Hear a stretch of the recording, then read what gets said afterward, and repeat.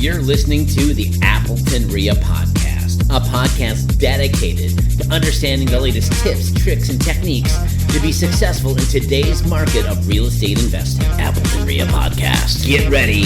Here's the next episode. Hello once again. You are listening to the Appleton REIA podcast. I am Dan Alborn and Jacci Conkel here once again for this month's podcast. What's up? What's going on, girl? So excited. Yeah, there's so much energy right now. There is. It's a great time of year. Of course, we're getting into summer. It's heating up, right? Everything's hot. The market's hot. You know, people setting themselves up for success. But today we're going to maybe get a tad bit controversial because we are going to really kind of address an issue that I think there's people that stand on both sides of this fence. And I think both you and I, Jacci, stand on one side. Yeah. And then there's a group of other individuals that would be on the opposite side. I guess there's no right or wrong answer, but I would dare to say that I think I'd put my chips on our side of the table. Yeah. I mean, if you want to experience a really good life. Correct. I agree. And this all stems from a podcast from Steve Cook, who has, of course, been a coach and mentor to both of us. And, of course, the writer of Life and Air, which we talk a ton about on the podcast and at the REIA. But, Jacci, talk a little bit about this recent post that he did. It's phenomenal, and we're going to actually read it today. Yeah, I'm happy to read it because, I mean, for us to just kind of overview it, we might as well just read it word for word from Steve Cook. Right. Now, Steve Cook authored the book Life and Air, and as many of you know, Appleton REIA is a connect REIA with connecting with Life and Air. So if you would like to join the app for Life and Air, it's free. You can just go to connectrea.com, connectreia.com, and a pop-up will come on your screen that will allow you to download it for free. You probably can just search for it too. I would guess so. But anyways, that'll give you the download for the app, and you'll be able to see posts like this. So I'm just going to go ahead. That's cool, right, Dan? We'll just read this. Yeah, let's do it. All right, so this was Steve's post, and this was a month ago, and I've still been thinking about it. So he titled it, My Issue with BAG, the B-H-A-G, otherwise known as the Big, Hairy, Audacious Goals. So here's his post. I love making goals and accomplishing them. I love seeing my students make goals and accomplishing them. But sometimes they come up with some crazy goals, crazy huge. Admittedly, they seem to be unrealistic. There's a crowd, those who subscribe to the big, hairy, audacious goals. They believe that you set your sights really high. They believe that you'll never achieve anything great unless you're shooting for the stars.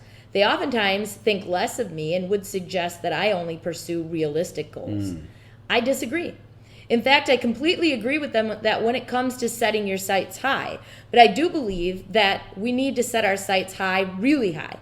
Where the disconnect comes into play is that I believe that living a great life and being a parent, spouse, and friend are some of the most worthy goals one could pursue. To be free to live this way and experience great relationships is an admirable goal. Once I had a student stand in front of our room and tell us in a bragging way about how he made $1 million last year. I asked him how many hours he worked a week. It was like 60 to 80 hours. It certainly didn't leave time to be free. It didn't leave time to be a good spouse or a good parent. In fact, he was going through a divorce. When he said he made $1 million last year, I told him that I wasn't impressed. I told him to make $1 million a year working 1 day a week, and I'd be impressed. What doesn't impress me about many of the big, hairy, audacious goals is that they tend to be focused on accomplishing a goal, but it doesn't take into consideration the path of destruction that's left behind. Sneeze. I'm sorry about that. Yikes. Speaking of a path of destruction, bless you, Dan. Yes. The big, hairy, audacious goal crowd is always about size. They'll always tell you that your goals aren't big enough. They'll always tell you that you need to do more. They'll tell you to stop pursuing something comfortable. They'll try to make you feel small. The big, hairy, audacious goal crowd, I believe, are very insecure. They don't respect people whose goals are different. You're right. Notice I said the goals are different. I didn't say on his bigger or smaller. They are not. I didn't say that on his bigger or smaller. They are not. In fact, the person who focuses on life and has the courage to pursue it, to stay on a path of building relationships and people while achieving success in the marketplace has, in my opinion, accomplished so much more. Yeah. The big, hairy, audacious goal crowd idolizes Steve Jobs. He's a man that accomplished great things with building Apple. But what was his life like? He died young. Prior to his death, he wrote a book telling his story. Why did he write a book? So his kids would know who their dad was in a story told by him. Wow. Yeah. I don't know about you, but that makes me sad. I feel really sorry for those who idolize him. Our big, hairy, audacious goals do not need to be measured in money. There's nothing wrong with having a huge goal of living a great life and being free to experience it abundantly. You can experience this with little or a lot of money. I believe in stretching yourself. Go for more. Go for the goals that you want, not something an insecure crowd approves of and tells you is what you should be pursuing. Embrace your big goals and make them happen. You know, as I read that second to last sentence when he says, not something an insecure crowd approves us and tells you is what you should be pursuing. Right. I share this with my students all the time, and it was a reminder of Tony Robbins. He would always say, you're shoulding all over yourself. And so I use that phrase with my students all the time because they're like, I should be doing this or I should be doing that. Right. I'm like, stop shoulding all over yourself. Right. What do you want? Right. Because when you use the word should, to me, all I hear is you're telling me that you want to do something that you don't really want to do. Right. That someone else has laid out and said that that's what you should do. The word should immediately screams at me that this isn't what you really want. Right. Whenever somebody says that. Well, and I think where this ties into even the podcast today, Jackie, is too often. I mean, almost on a weekly basis, we have people coming to us saying they want to get into real estate, right? And on a daily basis. Yeah, and I was probably being generous by saying weekly, but it's almost on a consistent basis. There's people that come, I want to get in real estate. Oh, this is great. You know, they see the lifestyle or they watch the podcast, but the reality is, they want the benefits of the real estate business, of the freedom of their schedule, because they always promote with the gurus of the cars and the trips and the lifestyle. They're in Venice and whatever. The reality is they want the experiences and the life, and they think that real estate's going to get them there. And reality is they use it as a tool. Yeah. And if you don't have your why defined, well, what is that Venice for you? Or what is that Lamborghini? If that's someone's desire, I guess, if that physical item is important to them, I guess they can make it happen. But there's so much more value in just living life first and putting your family and experiences first versus the vehicle that's going to get you there, right? Right. Yeah, real estate really needs to be the tool, not the goal. Right. You know, so many people say, when I get 100 doors, like then I'll be free. Because there was a book written that said that. Yet all the people that I know that either had that or went for that were living a life of destruction. Miserable and too. Absolutely not happy. Yeah. So what if you, my co-life and air coach always says, just consider there might be a different way. And there is, and that's the thing is, if you don't sit down and like really structure what you want your life to look like, correct, then all there is to focus on is your business goals. Yeah. And your business should be the tool that gets you the life you want. Absolutely. Not the other way around. Right. And people are spending just enormous amounts of time and energy, and a lot of them are chasing, even inside of real estate, they're chasing portions of real estate that they're really not cut out to do. 100%. And they should just cut ties. But they don't, because they see all these other people and they think that's the only way to have what it looks like those other people have. And I say looks like because a lot of people look like they have this amazing life. Correct. But they're very miserable. It's a facade. What they have is a big business. Yeah, absolutely. Yeah. And it takes a lot of time and energy in a life suck. It sucks the life out of you running this business. And when you look at the net, they're doing 20, 30 deals a month, but what's the enjoyment? What's the quality of life? There's sometimes there's no metric to the quality of life per se. You're right. There's you not can't like a put number. That on a KPI. There's not a number to that, but you know what it is. Right. If you're able to wake up each morning and see your kids off to school or spend time with them in the summer, or it's a beautiful day outside and today, heck, let's go for a road trip and let's go for a walk out in the forest or whatever the case may be. That's the quality of life that's important. I know you, Jackie. It's important to me, and something we've built our businesses around. Yes, we want to grow our businesses and we want to have financial stability and success and wealth, but that's not our main determiner. Matter of fact, we would default to having fun and enjoying time with people versus, doing something that can gain us a few extra bucks. I've passed up on a lot of business and a lot of deals and everything else just because I didn't want to give up the time it was going to take to deal with it. Yeah.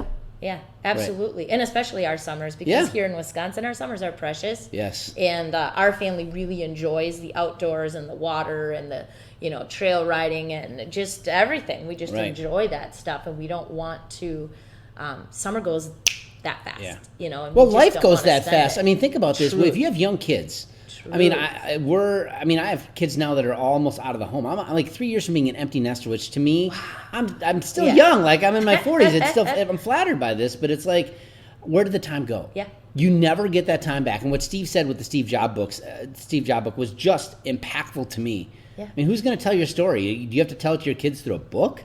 Or can you experience life with them? Is that important to you? Isn't that the reason why you're trying to get out of the 9 to 5 and have a job that can pay you money?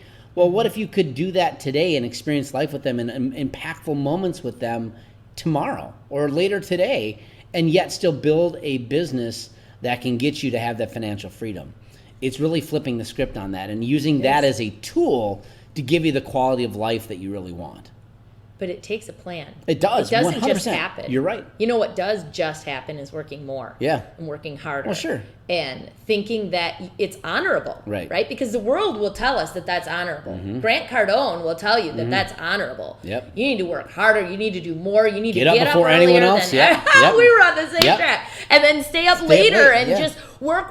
But holy cow. Right. At the end of it all, what did you get? Right. Now you're old, you're retired, you have buckets of money and no health to spend it. Absolutely. What do you get to do when you're retired because you don't have anything left and your kids don't want to hang out with you anymore? They've got lives of their own at that point. So, no one talks about the sacrifice of that type of lifestyle. That's like the unspoken about, I'm trying to think of the word to use, but no one wants to talk about what is the price you pay to do that, right? Yeah. And the price is your relationships and your family truly suffer. And your happiness. I mean, really. I mean, if you're just working all the time. I mean, nobody loves what they do that much. I mean, I love what I do, but I don't want to do it 24/7. I want to go jump in the pool. I want to play with my kids. I want to go camping. I want to go ride the trails.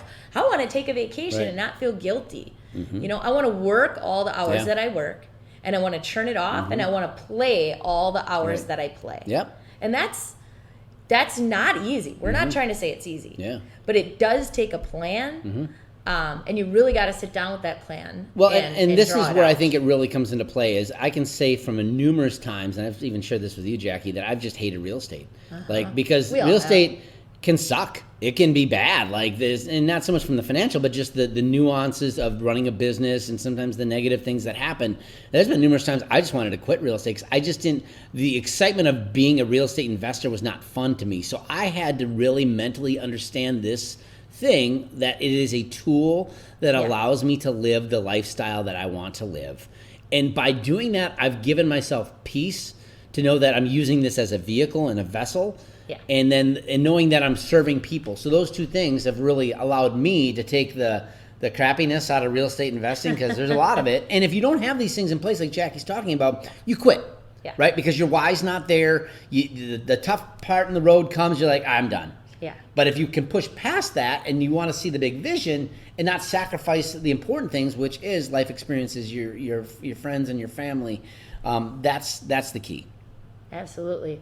And so I guess just going back to, the whole topic and the reason why we're sharing this is to just really realize that real estate's a tool. Go back and figure out the pieces and parts of it that fit you the best, because as we spoke about a couple podcasts ago, right? Don't be a one-trick pony. There's so many different ways that you can participate in real estate. So if you're participating in a way that just drags you down, figure out if there's another way or how someone else can come alongside you. Maybe there's a partnership or a joint venture of some type. Number one, to decrease your debt load in getting involved, right? Sometimes you can come alongside someone and there can be a greater reward just because there's a smaller debt load, which takes the stress off and increases your life vision. But it might just be the enjoyment side of it as well. But figure out what you want your life to look like, and then figure out how can real estate be the tool to fill those gaps where you've set aside time to work. So plan your life and figure out where those gaps are that you can work, and then what do I have to do because I only have X amount of time in those gaps to work? what do I have to do in those gaps to bring in the income that I need to live the life that I want in the rest of the plan that I already laid out. And if you're questioning how to do that, we definitely have a lot of tools in the Life and Air family that will help you lay out that vision for your life. Absolutely. And if you guys want more information on that or other things, just go to AppletonREIA.com. It'll link you out to the Life and Air site. As Jackie mentioned, it is a Connect Life and Air REIA. So all the tools and resources are there, some of which are free. And obviously you can kind of get your whistle wet or pick up the book on Amazon or listen through Audible. You whatever. can download a free ebook at connectrea.com as well. At the very top there, it says ebook. Right. You can just click on that and download the free ebook, or ask me and I'll just give you a copy. Or you can go on Audible and you can listen to Dan read it to you. That's right. Dan will read you the book on Audible. Instead of a 20-minute podcast, you get hours of me. So spend the credit. Absolutely. Spend the Absolutely. So nonetheless, guys, if this resonates with you at all and speaks volumes, I think Steve's post was really impactful to me. Do something about it. Take action. You take action to get a deal, right? Take action to plan your life and really get your priorities straight. And there's resources Jackie mentioned that are even free that can wet your whistle and get from there. So hopefully this has been helpful for you. I know it wasn't a real estate specific like tips and techniques, but if you don't have this piece of the puzzle down, I'll be honest, you're going to be very miserable in real estate investing or anything that you do if you don't plan your life first. Yeah, if you go down the trail of just chasing the next deal and chasing the bigger money and big, unless that's not what you've really designed and that's really what you want, which for most people it's not. It's not. Just being careful and reach out to us. Yeah. Otherwise, come check us out. If you're locally, AppletonREIA.com has the latest happenings, events. You can become, of course, a member and get all the benefits. You can be a sponsor, too, if you're a business partner and want to be part of the club. I didn't mean to misspeak, but I guess I did. But check it out online. Otherwise, the third Tuesday of each month in Appleton at the Doubletree is where you can meet us starting at 6 o'clock. Doors open, 6:30. We get started or so. And we always have a good time and go into usually the late night hours of networking and deals and just building good friendships. So hope to see you guys out there. Until we talk again, you've been listening to the Appleton REIA podcast. Have yourself a good one. See ya. See ya. You've been listening to the Appleton REIA podcast. For more information and other episodes, visit us at AppletonREIA.com.